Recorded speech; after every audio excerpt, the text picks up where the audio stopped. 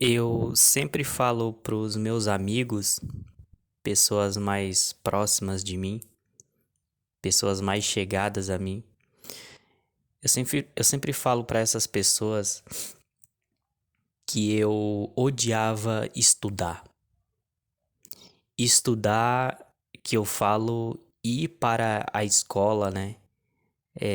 Quando eu tava ainda no ensino fundamental, quando eu tava ainda no ensino médio. Eu falo para esses meus amigos que eu odiava estudar, mas é só uma forma de eu resumir algumas matérias na escola que eu simplesmente odiava. Não é que eu odiava todas as matérias, né? Todas as coisas que eram ensinadas em sala de aula, não é que eu odiava todas. Uma das matérias que eu sempre fui bem na escola e que eu sempre gostei muito e que eu não tinha dificuldade de aprender, raciocinar sobre, era português. Eu sempre fui bom em português. Eu sempre tirava 9, 10, 9, 10. Quando eu tirava 8, a professora até olhava para mim e falava assim: Nossa, Antônio, você tirou 8? A própria professora de português que dava a nota, né? Ela ela me cobrava, né? Antônio, eu sempre dou 9, 10 pra você. Você tirou 8? Como assim você tirou 8? O que que você fez durante essa semana? Você não estudou? Você não leu os livros? Você não entendeu direito? O que que tá acontecendo? A professora de português, ela me cobrava, né? Porque eu sempre fui muito bom em português. Agora tinha umas matérias, assim, principalmente no ensino médio, primeiro, segundo e terceiro ano do ensino médio, que eu odiava, que eu não sabia o porquê que eu estava aprendendo aquilo. E essa matéria, eu ainda lembro, era filosofia. Filosofia, eu não sei se você que está assistindo esse vídeo gostava de filosofia, mas eu nunca vi vantagem naquela matéria. Não só filosofia, mas química. Eu não sabia para que servia química, cara. Química é basicamente um upgrade da ciência, né? A química é um upgrade da ciência, né? Só que a química você trabalha com fórmulas. Eu nunca. Tinha outra também que era um upgrade da matemática. Eu acho que é aritmética, eu acho que. Eu não lembro direito. Se não me engano, era aritmética, tinha matemática aritmética, eu acho que era isso, que era x é igual não sei o que dá quadrado, vezes y, que é igual a 5 e não sei o que. E tinha esse tipo de matéria que eu comecei a perceber que nem o professor sabia. Ele tirava dos livros. Ele lia os livros, entendia o que estava que ele tinha que passar e ele simplesmente passava a versão dele que ele entendia do livro.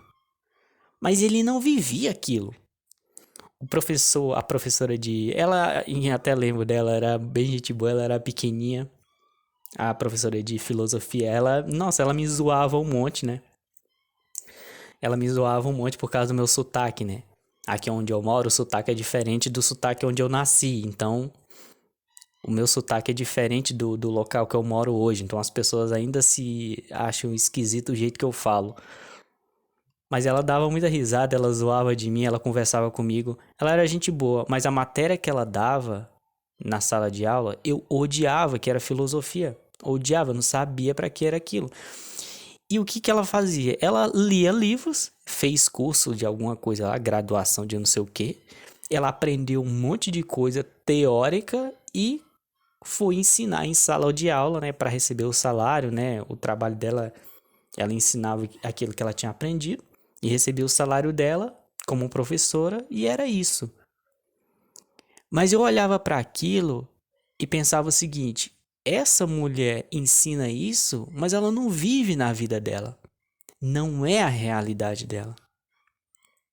Ela aprendeu em livros coisas que ela tá. Ela aprendeu em livros coisas que ela tá ensinando agora, mas ela não viveu aquilo ali. Ela está filosofando. A mesma coisa era a química.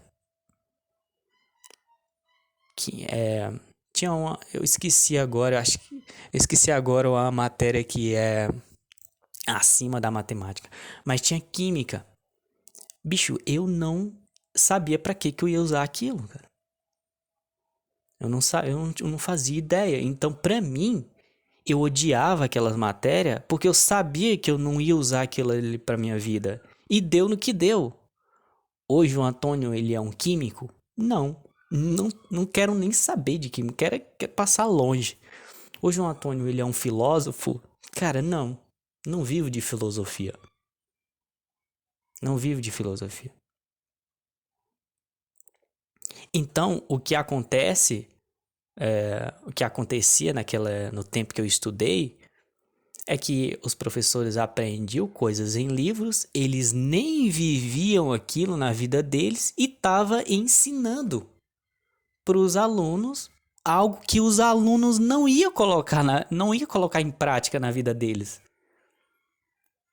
Nunca passou pela minha cabeça de ser um químico ou ser um professor de filosofia.